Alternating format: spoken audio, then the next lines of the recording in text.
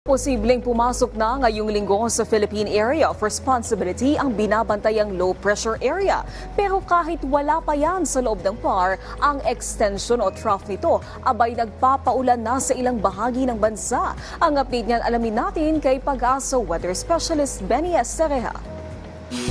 Magandang araw. Para po sa lagay ng ating panahon, meron po tayong binabantayan na low pressure area sa labas ng Philippine Area of Responsibility.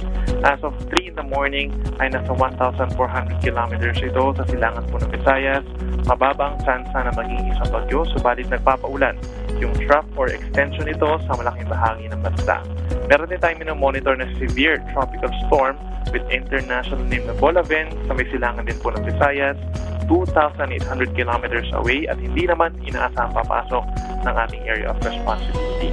The trough of the low pressure area will bring cloudy skies with some scattered rain showers and thunderstorms ngayong araw dito po sa Mindanao, ganyan sa Eastern Visayas and Central Visayas. Kaya mag-ingat pa rin sa mga posibleng pagbaha at pagbuho ng lupa.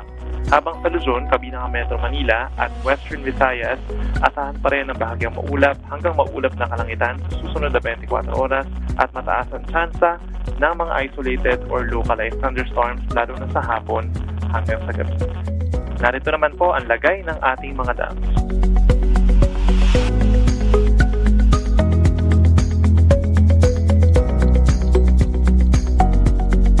Ako muli si Benison Estareja, magandang araw. Maraming salamat Pag-asa Weather Specialist Benny Estereja at paalala muli sa ating mga kababayan para maging ligtas sa lahat ng pagkakataon mula sa epekto ng pabago-bagong panahon. Ugaling tumutok dito lang sa PTV Info Weather.